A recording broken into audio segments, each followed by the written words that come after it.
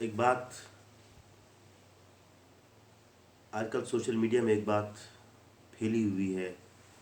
اور مولانا فضل الرحمان صاحب پہ تنقید کرنے والوں نے ایک تنقیدی بات کہی اور مولانا فضل الرحمان کو سلیکٹر کہا۔ یہ بات الگ ہے کہ سیاسی طور پر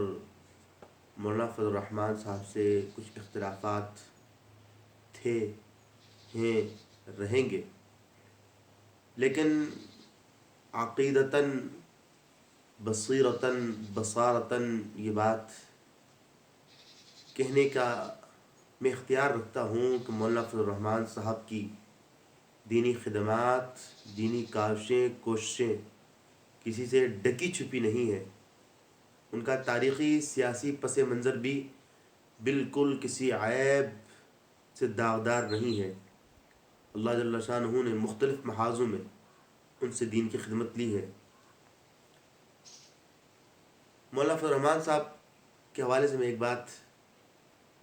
عرض کر دوں گا، شاید کسی کو اس سے اعتراض اور اختلاف ہو، کہ 10 سال تک مولانا فضل الرحمان صاحب کشمیر کمیٹی کے چیئرمین رہے ہیں،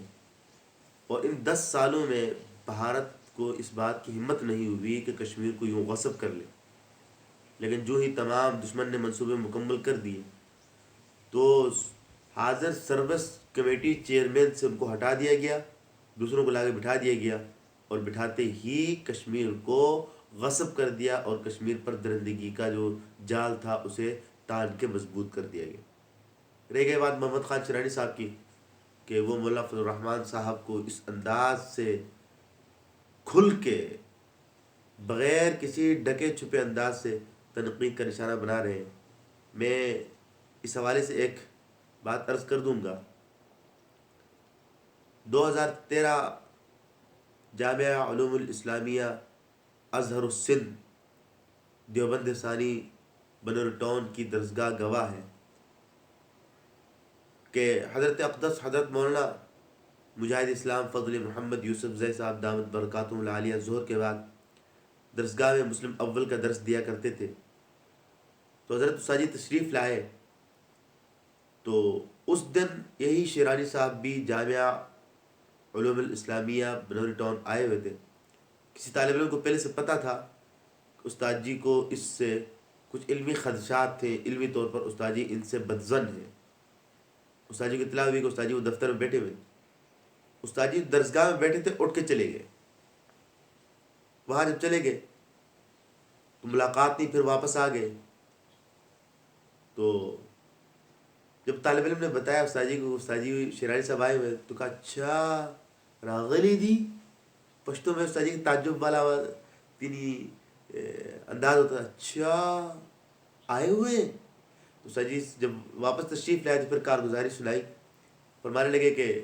کوٹہ بلوچستان میں ایک جگہ درسے میں ختم بخاری تھی، مجھے دعوت ہوئی، میں یہاں کراچی سے وہاں پہنچا،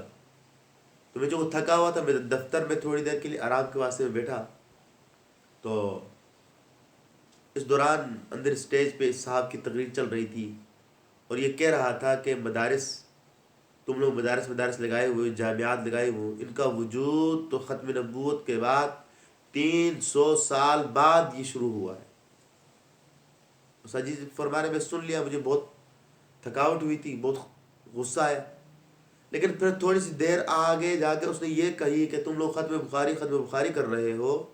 یہ بخاری کا بھی تو حضور کے زمانے میں کوئی وجود نہیں تھا، بخاری کا وجود بھی تو 250 سال بعد شروع ہوا ہے، تم کیسے ختم بخاری کر رہے ہو؟ صحیح فرماتے ہیں یہ سنا میرے تو رونگٹے کھڑے ہوئے۔ صحیح فرماتے ہیں میں جھٹ سے اٹھا، لیکن میں جو ہی اسٹیج پہ پہنچا، یہ صاحب تقریر ادھوری چھوڑ کے وہاں سے بھاگ گئے۔ علمی پس منظر یہ ہے، کوئی گواہی دے یا نہ دے، میری باتوں سے کسی کو اعتراض ہو یا نہ ہو، جامعہ علوم الاسلامیہ بنور ٹاؤن کراچی کی دارالحدیث کے در و دیوار اس بات کے گواہ ہے، اور عظیم مفتی، عظیم محدث حضرت مولانا عبدالمجید دین پوری صاحب شہید رحمہ اللہ کی شہادت والا سال بھی اس کا گواہ ہے کہ یہ حضرت استاذی دعوت برکاتہم کے فرامین ہیں۔ بہرحال شیرانی صاحب، ممکن ہے آپ کی کچھ خواہشات کا ملبہ مولانا فضل الرحمان صاحب نے اپنے قدموں تلے روندا ہو،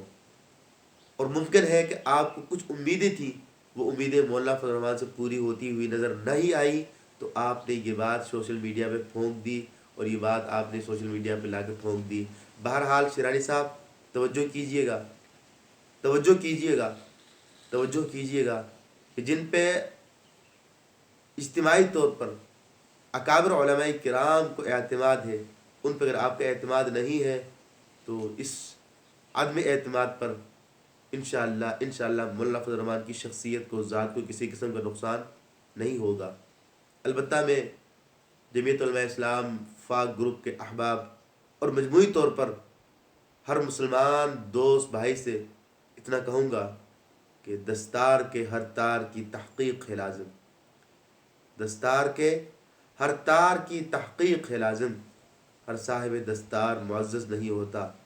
اور میں آخر میں اتنا بھی کہوں گا، شہید ناموس صحابہ حضرت مولانا علی شیر حیدری شہید رحمہ اللہ کا وہ فرمان کہ مولانا فضل الرحمان صاحب کے بارے میں کہ اگر یہ باپ کے نظریات سے اختلاف رکھتا ہوتا تو مفتی محمود رحمہ اللہ کا علمی ذخیرہ فتاوی محمودیہ کو یہ پرنٹ نہ کرواتا۔ یہ باپ کے نظریات کا حامل، باپ کے نظریات کا ترجمان ہے، اور اس کے باپ کی کوششیں کاوشیں، ختم نبوت کا کیس آپ دیکھیں گے 1870 میں علماء کرام نے اس لعین قادیانی کے کفر کا فتویٰ جاری کیا تھا 1870، اور 1870 سے لے کر 1973 تک یہ کیس چلتا رہا، مختلف پلٹے آئے، ہزاروں علماء کرام، ہزاروں طلباء، ہزاروں نوجوان مسلمان شہید ہوتے گئے، لیکن یہ کیس کسی پائے تکمیل تک نہ پہنچا۔ لیکن قربان جائیے مفتی محمود رحمہ اللہ کو کہ جنہوں نے چند دنوں کی محنت سے، مہینوں سالوں کی نہیں، 13 سے 14 دنوں کی محنت سے آئین پاکستان میں یہ بات شامل کر دی کہ ختم نبوت کا جو غدار ہے اس کا سزا کا جو حقدار ہے وہ صاحب دائرہ اسلام اور آئین پاکستان کے مطابق کافر ہے۔ اللہ پاک ہم سب کو دین متین سمجھنے اور علماء کرام پر